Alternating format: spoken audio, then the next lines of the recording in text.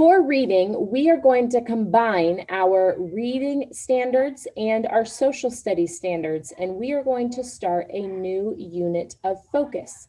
So we worked on animal adaptations, we worked on communities, and now we're going to shift our focus of study into immigration and how immigration helps make a stronger country for us in America. We're going to focus specifically on some immigrants who are children, and we're going to learn about their stories. We're going to learn about the reasons that they chose to immigrate. Now, you might be saying, Miss Sousa, what in the world is that word that you keep saying? You keep saying immigrate over and over and over again. Well, I am so glad you asked, because that's actually the purpose of our lesson today. Our lesson today is going to teach us what immigration is and what an immigrant is. I got it in the chat. People are saying, what is that word? You're right, we're gonna learn it today. So without further ado, let's jump right into our vocabulary of this word, because obviously there's a lot of concern about it, and I'm very happy about that. Here is our standard for this focus with our social studies standard. So again, these are your goals to accomplish. Hi, third grade. Today we are going to be talking about immigration. In social studies in third grade, you need to be able to define immigration and explain how immigration enriches community.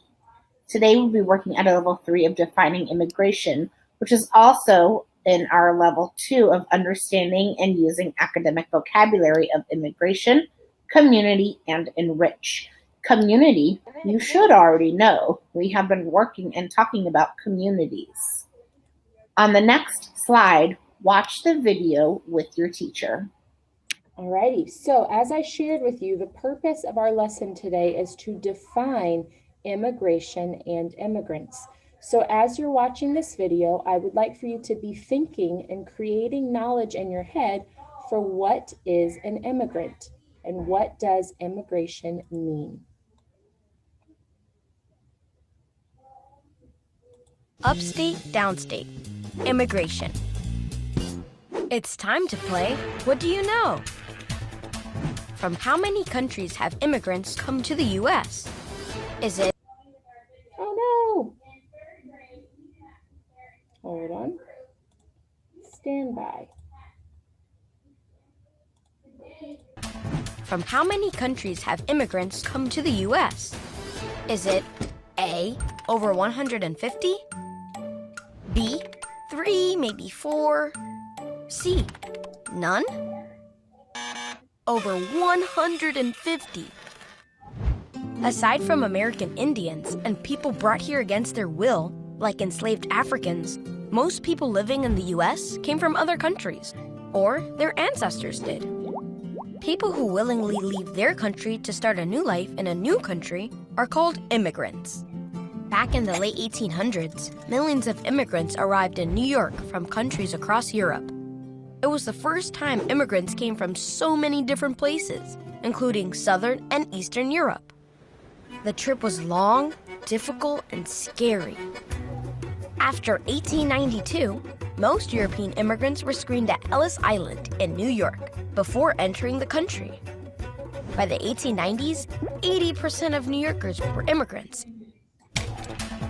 What are push and pull factors? Are they A, the reasons your little brother is so annoying? B, different ways of swiping on a touchscreen? C, reasons people decide to leave their country? Reasons people decide to leave their country. Push factors are problems that push people to leave their country, like hunger, unemployment, or being persecuted because of religion or politics. Pull factors are positive things that attract people to a new country, like freedom, safety, and new opportunities.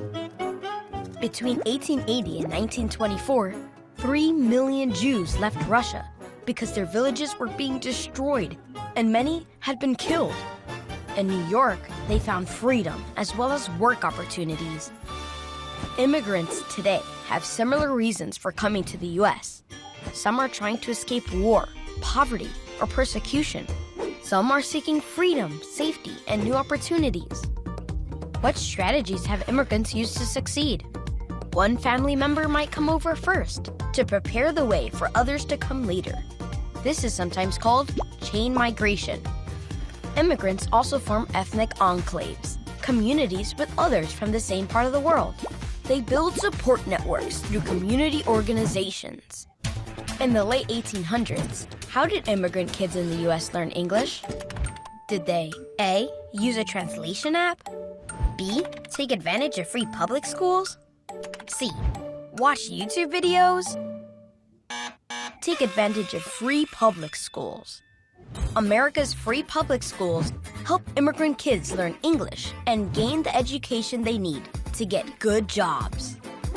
Immigrants have also joined labor unions to fight for better working conditions and higher wages.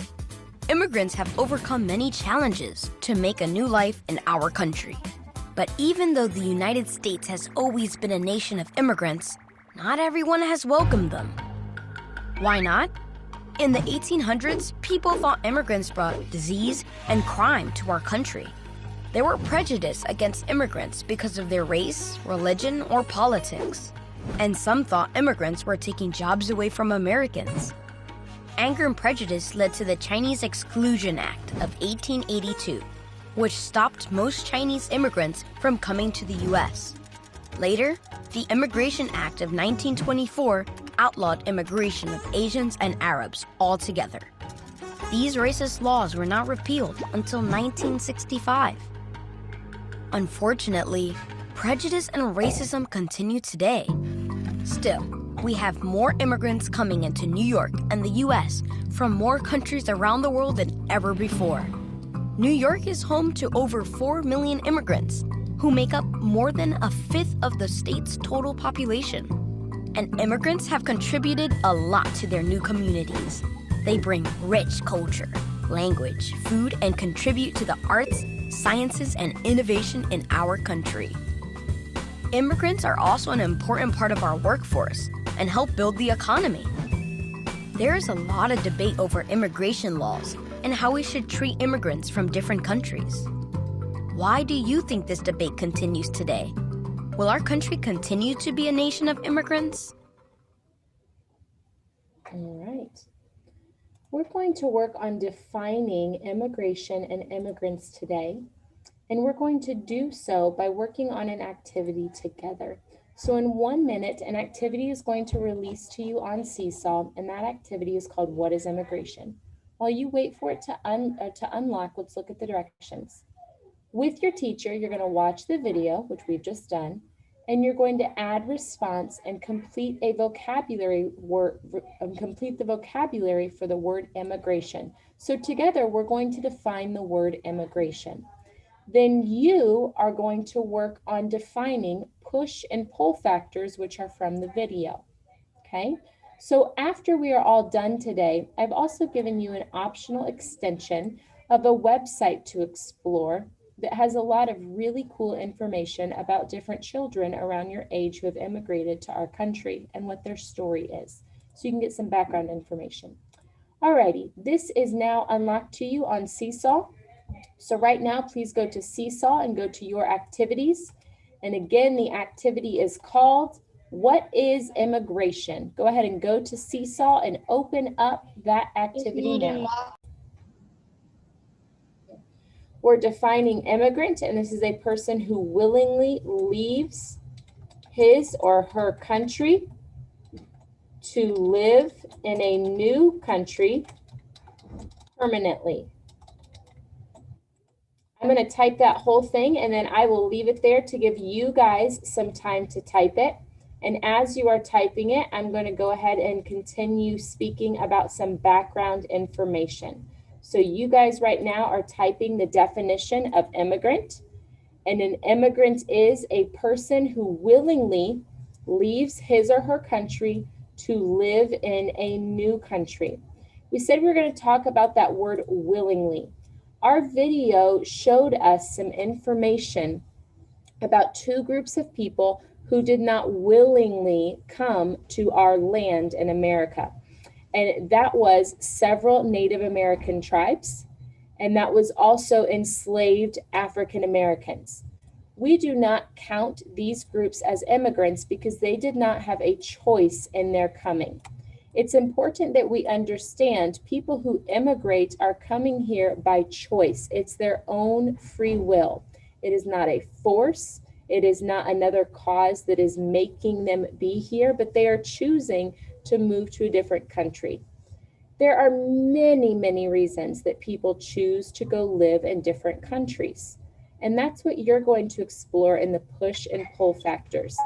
But we are focusing today and for this unit on people who willingly decided to come to a new country. We're going to look specifically at people who decided to come to America because that's where we live. And we're going to learn about our country's history and our country's current trends and what's currently happening in our country with immigration. Okay, so, and I had a question for that, so yes, I can. So again, immigration is a person, or an immigrant is a person who willingly leaves his or her country to live in a new country permanently. Okay, so they're not visiting, they're not going on vacation. So if you have ever traveled to another country, or if someone ever comes to America to visit family and then they're going to go back, that is not immigration. That's a vacation, okay? Or that's a temporary stay. But immigration is when people decide to stay there permanently. They're saying, I am going to live here for a very, very, very long time. I'm going to work here. I'm going to shop here. I'm going to go to school here. I'm going to contribute to the environment here. They're going to be in a place, a new country for a very long time. I also want us to note that this is moving to a new country. That is different than moving to a new state. So for example, I live in Indiana and my aunt used to live in Indiana, but she moved to Arizona. She is not an immigrant because Indiana and Arizona are both in America. So moving states or moving to a different city is not immigrating. It's when you would decide, I'm going to go live in a new country. So if I were to decide that I'm going to go across the ocean and live in Spain, that is immigrating because it is a completely separate land area that has a different government, that has a different culture, that has a different way of functioning. So it's when you leave the country. So if you were going to immigrate, you would have to leave the United States. You would have to go to a different country. Okay? We are very blessed to be in a school where we have a lot of people who have immigrated from various countries. Last year, I had 7 different countries represented in my classroom, and it was awesome because we learned so much about different parts of the world and about different traditions that families hold. So I want to make sure that you understand that distinction. Immigration is not moving states or moving neighborhoods or moving to a different city. It's when you leave a country and go to a new country to live permanently. Okay? So an immigrant is a person who willingly leaves his or her country to live in a new country permanently. Ms. Sharp asked us to also write an example of the key word or phrase. I'm going to to write my example exactly what we just said. Last year, and I'll move this now that I have some typing in it. We're going to type this sentence.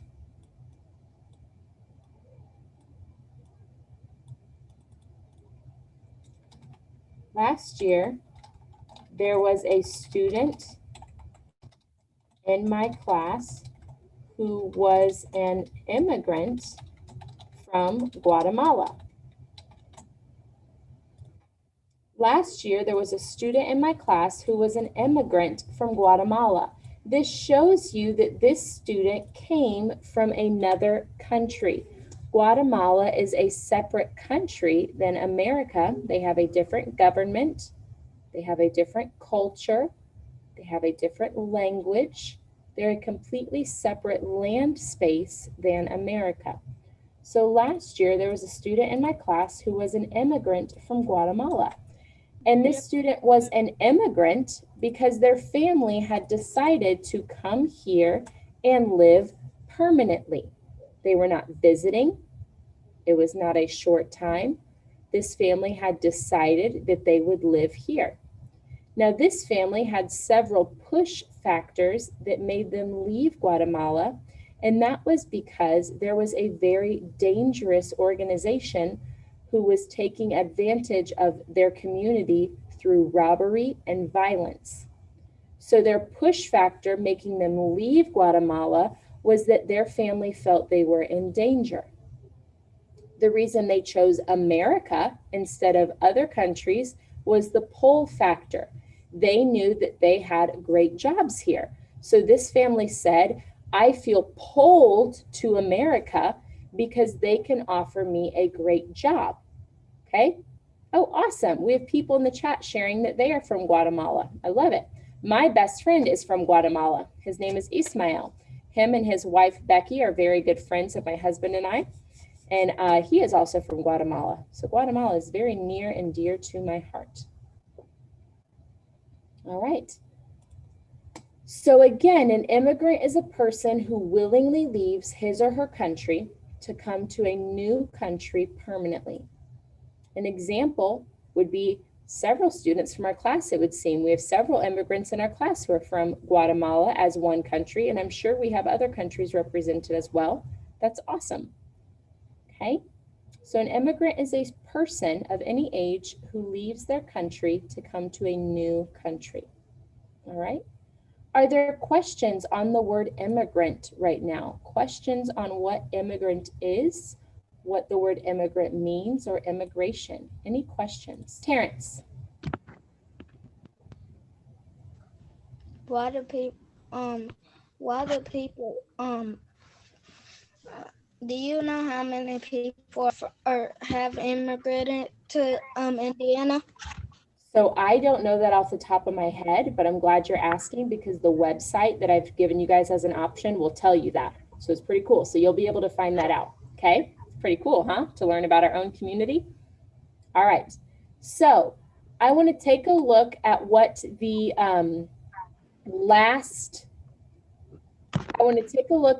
the last part of your assignment is for you today. So Ms. Sharp shared that you are going to watch the video again. That's here in the link. So when you click the link, that's going to open up the same video that we watched.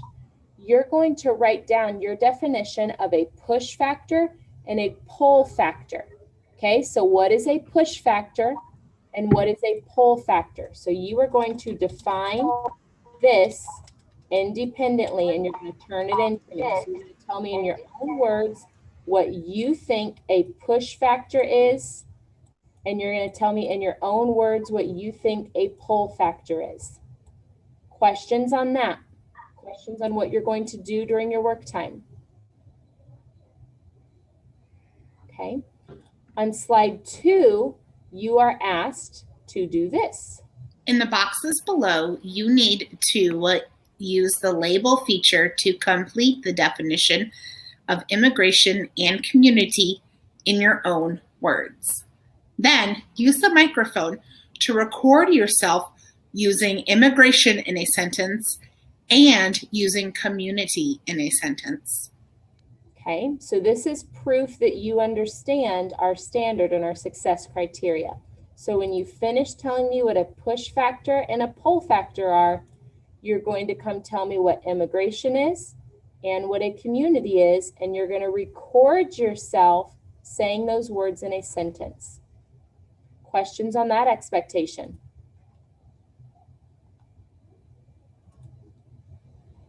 Okay.